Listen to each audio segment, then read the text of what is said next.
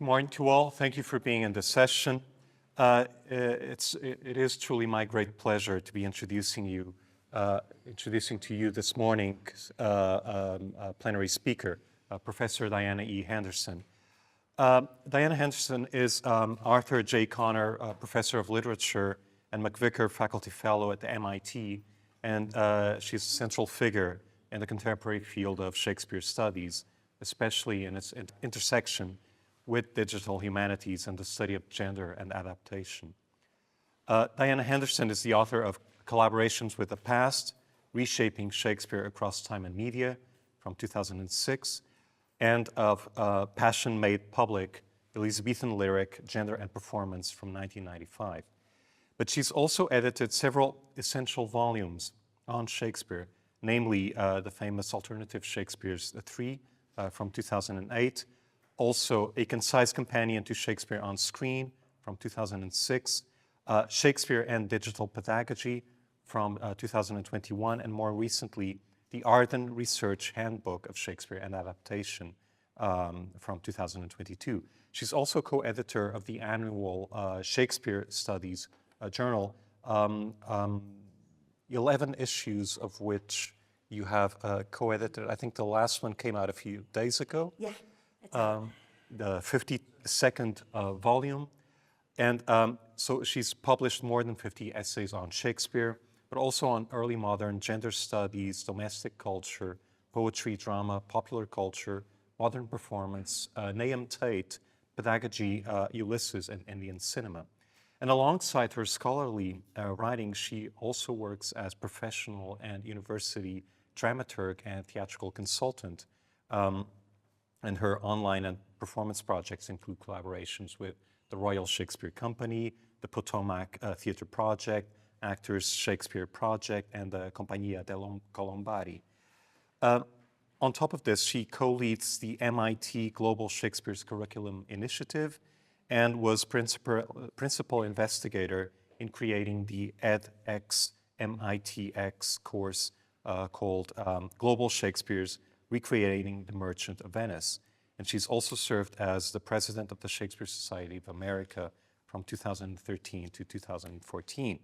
And in 2018, she appeared on 2 episodes of the PBS series Shakespeare Uncovered and has more recently appeared on podcasts with Varsha Panjwani and Thomas Dabbs. And today, Diana Henderson will be addressing us on infinite variety, diminishing returns, the fate of great books in the second quarter of the 21st century. So please join me in welcoming Professor Diana Henderson.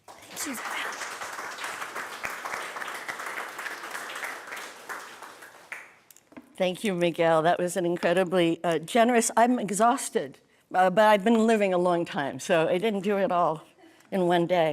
And I did bring flyers about several of the things mentioned, and there are QR codes on them in case people want to explore on their own time, which I love. No. They're here, they're out there, they're on the walls. This links with my thanking not only Miguel for the introduction, but both Miguel Rui and everyone here, both for tenacity and patience as well in bringing me here to speak at this conference. It's especially apt that it be Relational Forms 9, since it was 9 years ago that I first came to Northern Portugal. Fran Rayner had a theatrical collaborations conference in Guimarães, and allowed me to visit this beautiful city, but I've never spoken here. So it's a real honor to be at the University of Porto, and I thank everyone here and out at the desk and invisible to me for what they're doing. Okay, the other thing about conferences I kind of love is meeting new folks and gathering with those I already know. And with a themed conference like this, we have an occasion to think about, it really encourages us to think about our relationships among ourselves. So I couldn't be happier about where this particular year's title and starting place in the CFP took me, and what I learned from that, and I'm continuing to contemplate now. So I'm going to share some of that with you to start, very much from the perspective of a non-specialist in medieval literature. But I want to start from your specific inspiration, which this being plausibly the 550th anniversary of the publication in 1474 of the Recueil of the Histories of Troy, the first printed volume in English, but actually printed in Bruges during William Caxton's extended residency there. Having long been an English guild member and a trader in the Mercer's Company, from 1463 to 70, he served as governor of the English nation of merchant adventurers.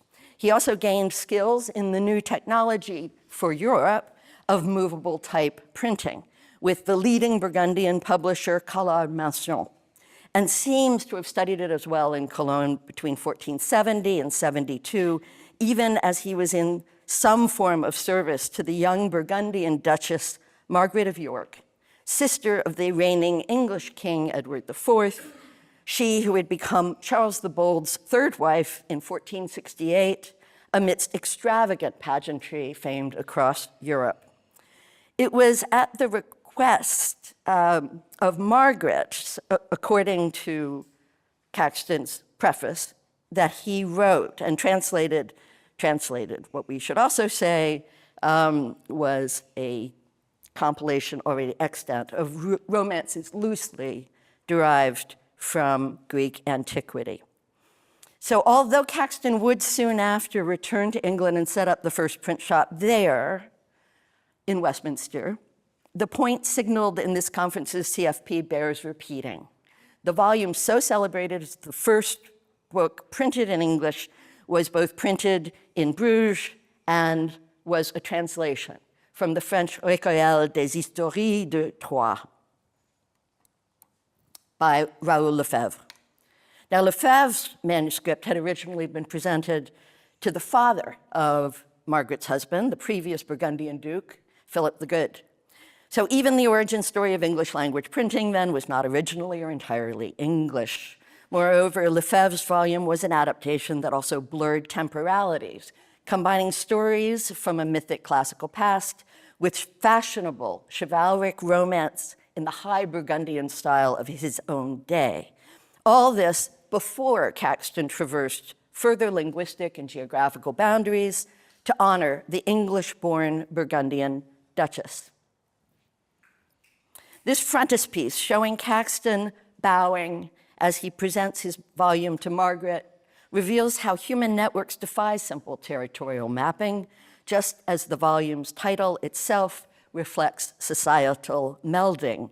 The two main figures in that woodcut both crossed the Channel on unlikely life journeys before arriving at this leading continental court where the merchant translated and transformed a chaplain's manuscript into print.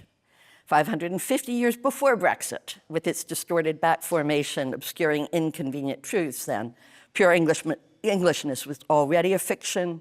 It was migration and continental trade that provided the foundations upon which were constructed not only the new technology of English printing, but the literary canon it helped create and eventually disseminate across the globe. For when Caxton returned to England and set up shop at the sign of the Red Pale, importing his new knowledge gained through continental collaborations, he did not leave behind his immersion in French language, court culture, or chivalric romance. As Deanne Williams noted 2 decades ago in The French Fetish from Chaucer to Shakespeare, Caxton's first edition of Canterbury Tales, printed about 2 years later, emphasizes those very dimensions of Chaucer's writing. The influence appears not only within Chaucer's own representations, such as the Knight's Tale, but also in Caxton's ordering of manuscript fragments, as well as in the larger corpus of French-derived manuals and other texts he chose to publish in those early years. And with Caxton's Chaucer, I approach one of my main points today about the small subset of books that have been treasured and canonized over time, coming to be known as great books, and in the process often removed from the contingencies and collaborations of their creation to be installed in the starry pantheon of timeless universal scripture. Although we increasingly study their legacies in wider-ranging ways that include their reception, adaptations, spin-offs, as did the Bodleian Library's exhibit this year, Chaucer Here and Now, too often we still overlook the technologies and dynamics of their production from the start. Now, I want to think about great book history differently in relation to our own situation in the here and now, in our digital, screen, and information-saturated world, in which we have wonderful opportunities to access in part or full their earliest transmediated appearances. Here, for example, are reproductions of the Caxton first edition of Chaucer at the Folger Shakespeare Library and Merton College, Oxford. The entirety of that latter volume having recently been digitized by the Bodleian because of and in coordination with that Chaucer Here and Now exhibit, an instance of Caxton-like collaboration across fields and of blurring our own temporalities through remediation. So let's linger with Caxton's Chaucer just a few minutes longer, because even here, there is not one singular Canterbury Tales, but rather two editions printed within a decade of one another with consequential differences. Again, I'm drawing on research by medievalists who point out that changes in the immediate political context likely affected Caxton's subsequent reordering of the tales.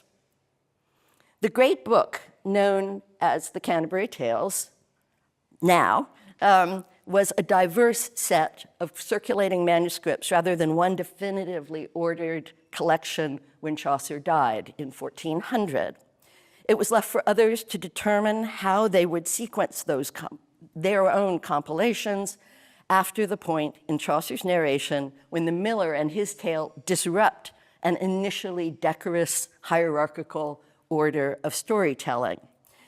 And whereas the Recueil's dedication had shifted from a Burgundian duke to a duchess when the volume's contents moved from French language manuscript to English language codex form, Caxton reverses the gendered dynamic in the years between his two Chaucer editions, as well as his larger publishing corpus of the early 1480s. French sophistication and courtliness were still prioritized in the first edition, consistent with his previous deference to the Duchess Margaret, and using what is known as the B ordering of Chaucer's manuscript fragments. But the 1482 to 84 second edition instead followed the A manuscripts ordering of fragments 4 and 5 in direct succession. Now, for those of you not immersed in the wondrous complexities of late medieval book history, this means that the upwardly mobile Caxton revised his volume to group together the tales of 4 men from a roughly comparable class fraction to his own, most of whom could have been called new men in the Elizabethan era a century later: the clerk, the merchant, the squire, and the franklin. Indeed, in the first edition that had woodcuts of any kind of illustration of the pilgrims themselves, Caxton used the same woodcut for the franklin and the merchant. So before their collective brotherhood had been interrupted in the first edition by the female and religiously affiliated tale-tellers of fragment 3, those unruly wife of Bath, friar, and summoner. Seth Lair sees this as a story of editorial revision, I'm quoting, told as a tale of fathers and sons. And Deanne Williams stresses its connection with the gendered change in Caxton's patronage to Anthony Woodville, Earl Rivers. That is, shifting from King Edward IV's sister to his brother-in-law, related through Edward's marriage to Elizabeth Woodville. those who know early Shakespeare plays late in the historical sequence will recognize those names. Although Anthony Woodville had accompanied Edward in bringing his sister Margaret to her wedding in Bruges, and Caxton later met him there, Williams notes that with this later shift to Earl Rivers as Caxton's patron comes a movement away from French courtly aspirations, accentuated as he also published Woodville's own works in English, the Dicks and Sayings of the Philosophers.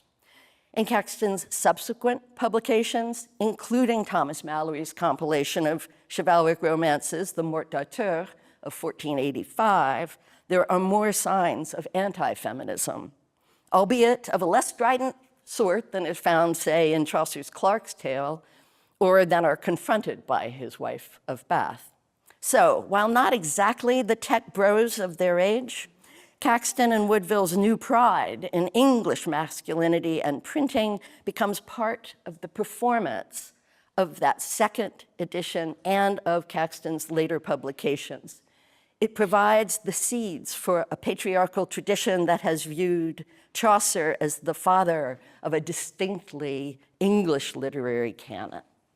What I want to emphasize now, by contrast, is that attending to Caxton's two editions allows us to see a much more contingent process within the history of the book, with the text never set in stone but in fluid ink, and whether flowing from a pen or a printing press, always already in revision, reorganized and revised to fit the cultural moment. Even the mass-produced printed codex, then, often presented as the most stable and universal form for establishing great books in the modern world, becomes much more dynamic, I would argue much more interesting, and more akin to what we delight in studying through adaptations now, which provides yet another occasion to take a hammer to the foundational vestiges of a binary opposition I've been chipping away at for my entire professional life, particularly in the field of early modern drama and lyric poetry. This is the opposition of text versus performance. At least in academic Shakespeare studies, deconstructing that binary has been immensely productive in the last generation for editing, adaptation, and fan studies, and historically informed cultural and media studies. Many contributors to that effort are included in those two collections, and I've been joined by more and more humanities-trained academics in the field of dramaturgy, directors, and students of performance as research in recent years. And they too are represented there.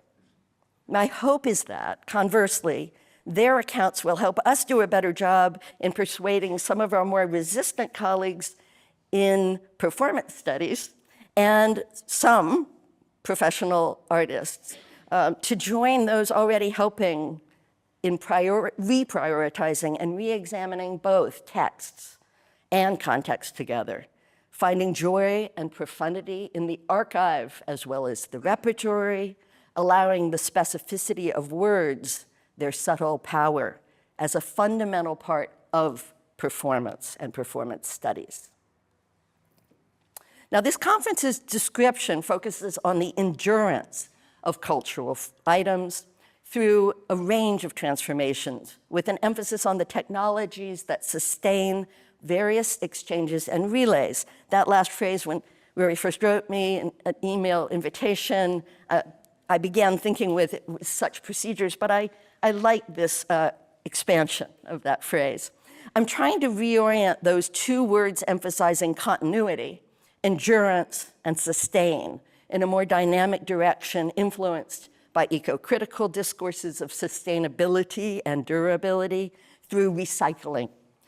Recognizing material transformations within the originary cultural items themselves may aid in efforts to align creativity with acknowledgement that there indeed can be great books within the overwhelming profusion of accessible media now, calling for neither worship as if they are holy scriptures, nor requiring dismissive debunking in toto of their authors, and yes, that includes Shakespeare.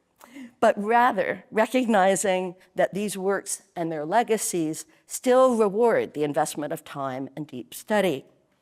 And I assert this with anxious awareness of our own changing political context, in which the humanities urgently need to engage a wider public more effectively.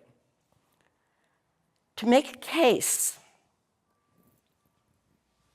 for some prioritized group of great books now means confronting questions of comparative value, expertise, and selection with a big dose of humility. I say this as someone whose academic career has been dedicated to expanding canons and theoretical approaches, and who fought to include women in all male great books requirements that were there when I came up, and broaden our methodologies to embrace performance and comparative media studies. But I've also spent much of this last 24 years feeling a little bit too much like Cassandra.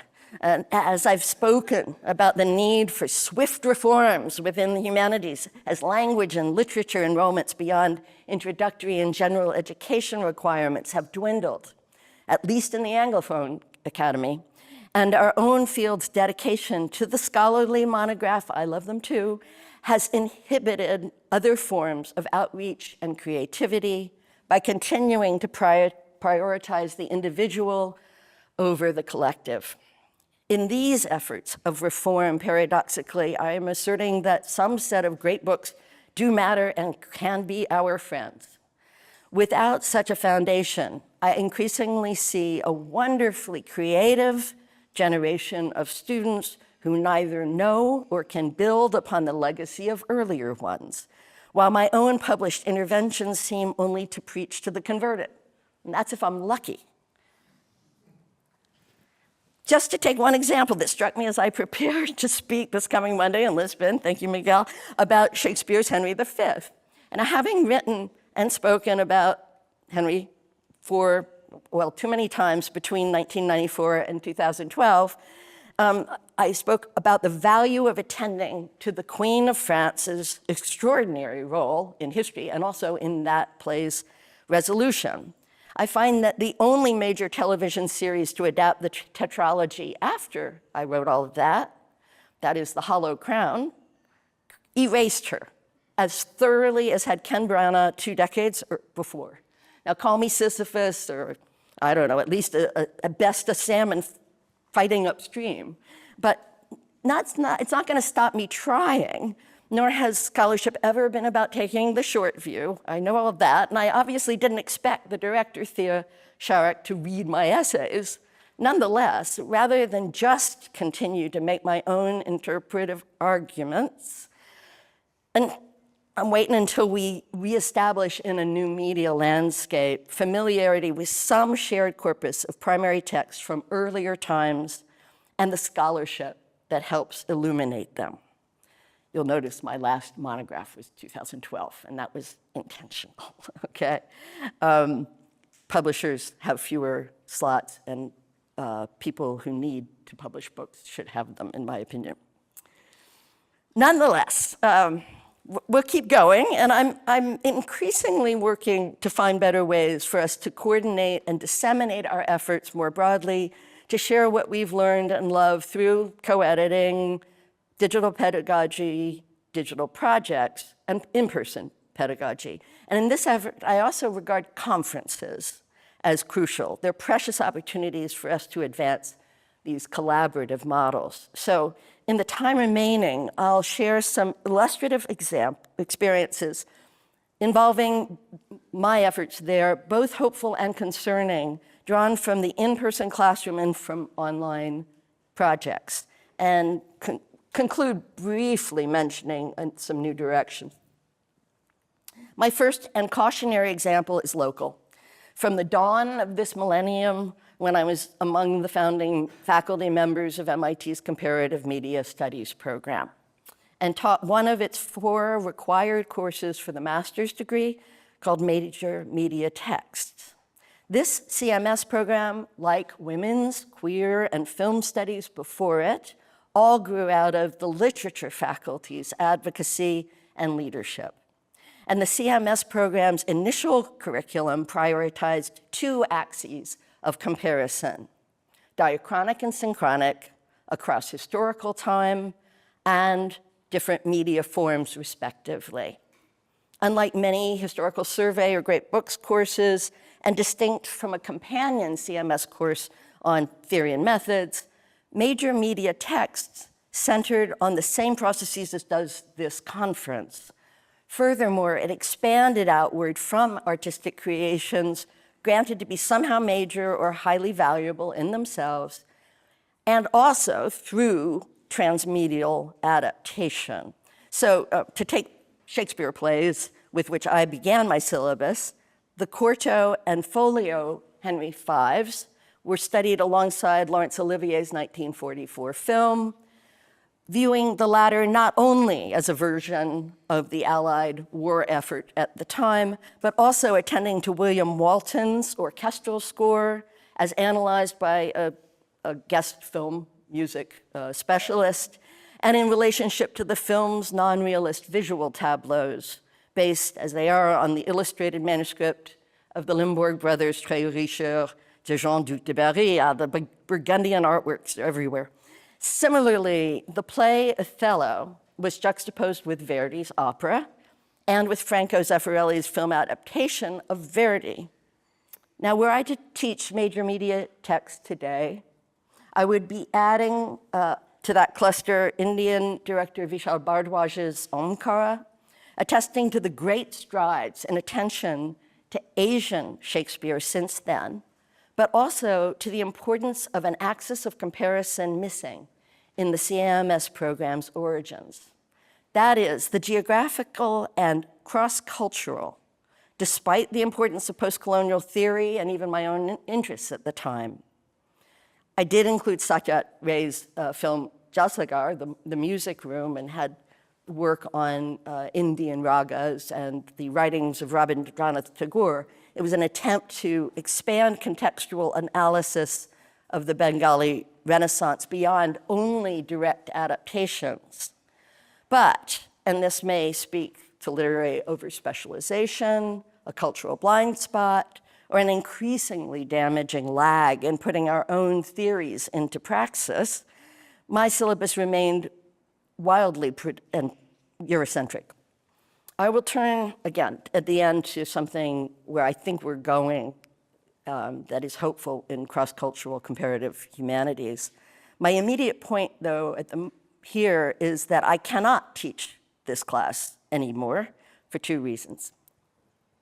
One of those reasons is that rather than expanding the program's multidimensionality out over the last 2 decades from its textual roots in the humanities rhizomatically, CMS subsequently made a break with literature, prioritizing a lab and workshop model, contemporary makers, and sociological approaches, all of which much more directly align with MIT graduate programs outside the humanities. Yet, for reasons that still mystify me a little, certain colleagues were not content just to grow apart yet remain aligned, as we had done with women's and gender studies. I'm still affiliated with them, but rather felt the need to denigrate literature and by association the entire diachronic axis of historical comparison as old-fashioned, stuck in the past, as ossified as the most cartoon version of a great book's canon. It reminded me of the first generation of performance studies scholarship under Richard Schechner in the NYU school, borrowing from anywhere except literary studies, except from their own origins. All this began before the speed up in new computational and data methods, LLMs, and generative AI. And despite exciting digital humanities work in literary studies, I am not sure we have, either locally or globally, effectively countered those narratives, which in my experience come more often from those in neighboring areas of study, that is, some digital humanists, some contemporary arts and humanities specialists, and social scientists, rather than from mathematicians and scientists who see us as doing something totally different and kind of interesting. So what is an effective route forward now? The lessons of CMS restructuring led me to pursue other paths for revitalizing the study of historically resonant texts in newly engaging ways. And I think this is especially urgent for pre-modern scholars. To work on sustaining the suite of digital Shakespeare projects we'd already initiated, led by especially Peter Donaldson in my literature unit. So very briefly, I want to share some of those resources, both as examples and in hope they might be of some use to you thinking forward. I'll be discussing some of this on Tuesday in Lisbon in a little more detail, so this is a very swift preview. Now, as with Caxton's corpus, there has been a fluidity from the start, as well as change over time within the MIT Digital Shakespeare's projects. In the late 20th century, Pete's early Stanford collaborator, Larry Friedlander, came up with the phrase living variorum to describe what was then password protected, but is now open access, called SHAE, the Shakespeare Electronic Archives. Although there were affiliated multimedia projects related to this, one is called Hamlet on the Ramparts, designed for high school students, so it really goes full on about the ghost scenes. This was primarily a text-centered project, citing as many early folios and variants as they could get permission for, plus a lot of Hamlet quartos. Ironically, it is still less cited than the contemporary full corpus of Shakespeare's plays called MIT Shakespeare, based on a flawed 19th century Moby edition of Shakespeare, which was an independent student hack in that decade.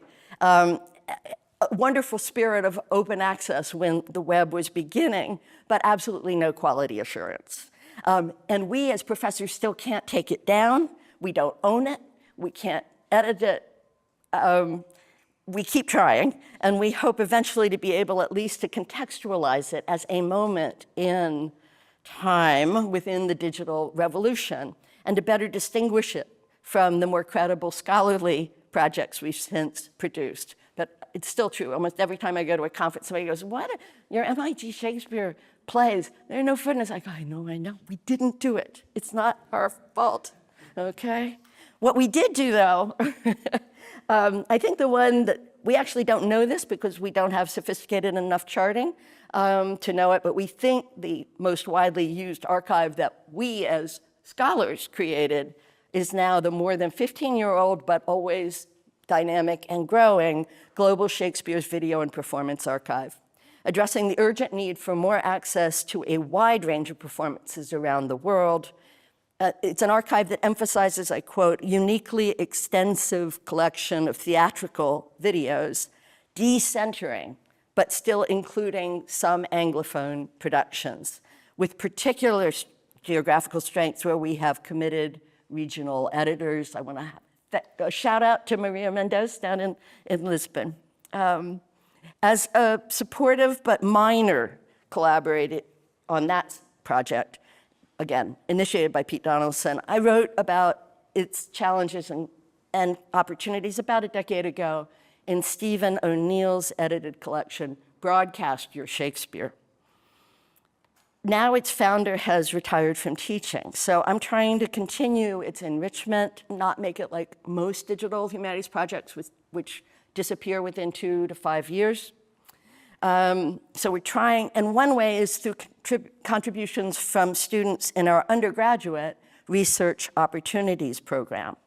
This year, one of our star seniors, a Brazilian Shakespeare enthusiast, is helping to provide transcripts.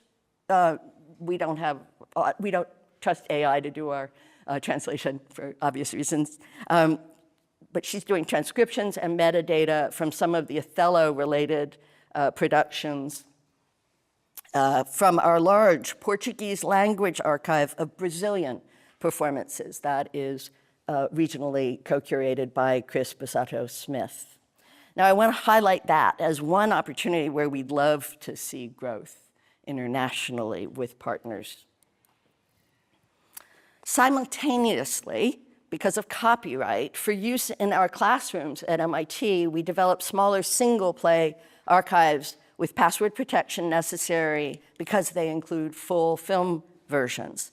Though on occasion we have been able to share these too with particular teachers for limited, fair use kind of agreement.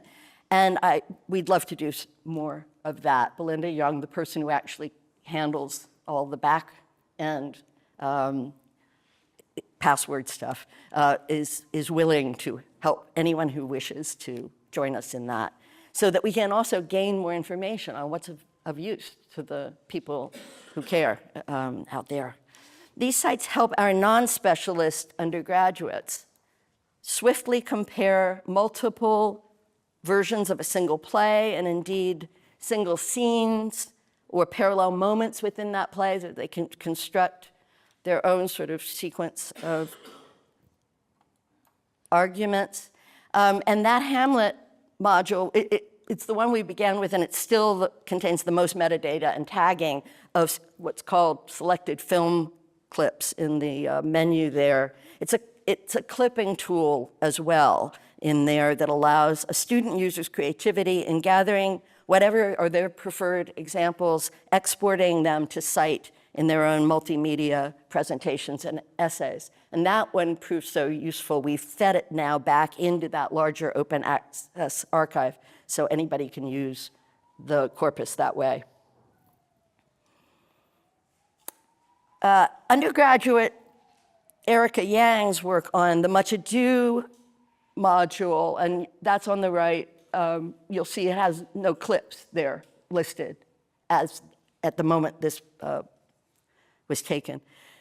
But right in the last couple of years, she's been working to find those clips for us. And again, it illustrates an opportunity to enrich these sites for teaching and research, where undergraduate collaborators can take a lead in telling us what they want to know about. And it provides them with training, not only in literary and theatrical analysis, finding, oops, excuse me, I went the wrong way. There we go. That's Erica's work. She had interest in film studies, so she was using her coursework, but then she was also learning to translate it into digital humanities form, which the URLs, the time codes, all that has to be done for Belinda to then make the tools on the digital site. So amazing work. However, I do worry that something like this, which is locally built, and therefore we have much more control, and I know why we want the control, nonetheless is invisible to the people who run the university's outreach and open learning.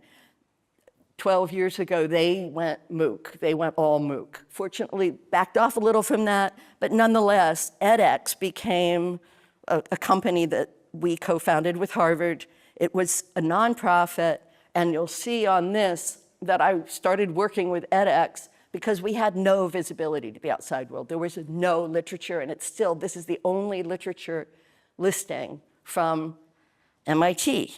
So I wanted us to be visible at the risk of having to work with a platform that was really invented by and for STEM classes that are extremely linear, and they've been great. The people there were great about trying to help make it work for the humanities the way we actually teach. But we have had to get off edX now. Over time, there is no business model out there that sustains this material at scale, and that's why recently a lot of these companies have been either bought or collapsed. We went back to the MIT not-for-profit edX site, but we're still there as a result. And I couldn't have made this without that moment. So it's not all a loss, that MOOC moment, even though it drove a lot of us crazy. The 5 parts, that was linear. That's how they want to do it. That's what you see as a user. But behind that, we had other desires. We wanted to have the kind of iteration that one has if you're actually in a humanities class, where you go back and you reread the text, you rethink with new context, and they want you to go through and check off your P-sets and be moving on. So we had to do a lot of work back and forth. This is what you you again can see this as you go through it, and you can follow in a linear order, but there's so much material there that we wanted to provide that it almost gets unwieldy pretty quickly. So we're still using their welcome to the module. We have a lot more language telling you the multiple ways you can use it than a normal edX class would have. But that's how many units there are within it. Now you can already see, just giving that to a student who's a non-specialist, they're not about to sit there and work through 103 units that have multiple pages in them. So I created 3 thematic strands that link to what I was doing in my class with performance work about Merchant of Venice. And we created up a different navigational order. I am not going to go through all of this, but you just click and you go to the next thing that seems to fit into like a mini course for your particular interest. We would have liked to have done more of them. We have discussion. We have a lot of things. But that's where we have gotten with using that kind of technology. This is also showing you what happened in spring of 2020 in a different way than probably most of you think about March of 2020. It shows you that we released at the exact right time. That's 10 times the users we now have currently, even though we keep upping it and reiterating. We have several hundred. That is already 10 times more than I have students at MIT studying Shakespeare. So I'm not feeling bad about that. But nonetheless, it's again, an example of there are a lot of challenges to this thinking forward and what we want to do and not do in terms of our time. I didn't see myself becoming this person who stands here and talks this way. I wanted to be the person who talks some more about Queen Isabel and Caxton and all that. But this is where I really think we have to be. And especially given that most of my collaborators, there are people around the world. We had our biggest users were actually India, Pakistan, and the US.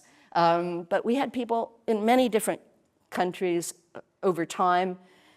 But we have a lot of sustainability issues still, and they just aren't locked in time any more than really, to be honest, books are.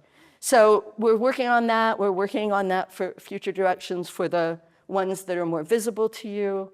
We constantly are trying to find out more information about what would be useful and how we can make our case better. I want to return with all that in mind to the second reason that I didn't tell you earlier, you may not have noticed, of why I can't teach major media study texts anymore. And that is not only that mission statement, it is that there is no MA in comparative media studies anymore. That is going with the fad of the moment, and that direction did not prove to be a sustainable model economically at a place that expects those kinds of programs to be at least revenue neutral. We can't do it without nonprofit educational safety nets, I would argue. It just doesn't exist, so we have to, whether we like it or not.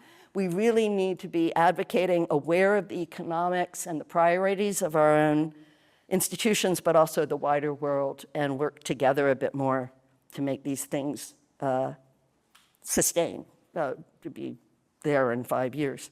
And on that note, I want to return to where I started with great books and point out one of the things we did recently. I applied for an MIT grant to think about what they might mean now with a new context. And as a result, we've developed a series of podcasts. That was not my idea. That was my earlier career colleague, Michael Lutz, who worked brilliantly on this, and also gave it the title Poetechnics and brought that combination because he was thinking MIT, but also thinking poesis and techne in this world of STEM knowledge through doing and making, and poesis of imaginative making, and how could we have a dialogue about that a little more productively. Now, unexpectedly, for me, most of those episodes, therefore, end up being much less about great books per se, the valued texts, than they are about research pedagogy and our literature program. But that's the fun of collaborating. And right now, it's also actually good this is on hiatus, because the reason is Michael Lutz got a really good job in the video game industry, and is thriving for great deal more money, and he's bringing his early modern knowledge to bear. That's one reason they hired him, was his ability to make an environment in the video game world that caught some of what people out there really do like about old things, Dungeons and Dragons and everything else. And so he's taking it out there. So I think that's great. He still comes to SAA and is involved. So more of that, thinking about how we can have more valuable collaborations. And I'll add one other thing. These people you see up there, some are students, some are my colleagues, some were guests. Malka Older's a major speculative fiction writer. But they're talking across their great book knowledge. They're talking across subspecialties. And I think that's another occasion for group curricular discussion and outreach now. So learning is where I began this talk, what I learned preparing it. And it's what keeps me going.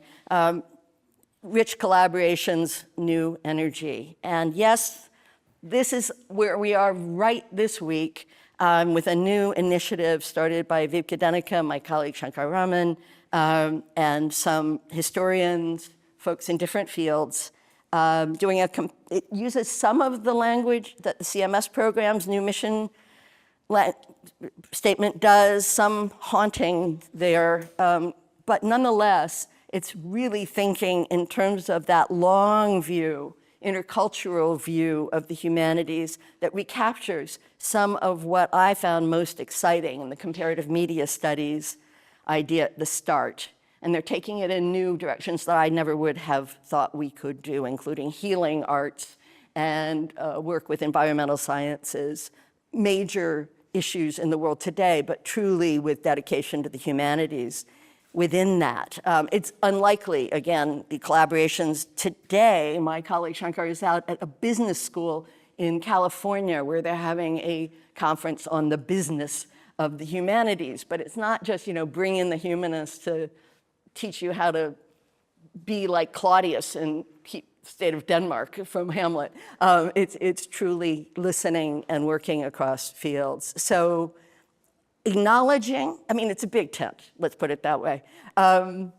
Acknowledging the trials of this era of late modernity, just as there were trials in the late period with which I began, including the demise of the independent Burgundian court within decades of Caxton's first foray into printing. Nonetheless, I want to end today with hope and even excitement.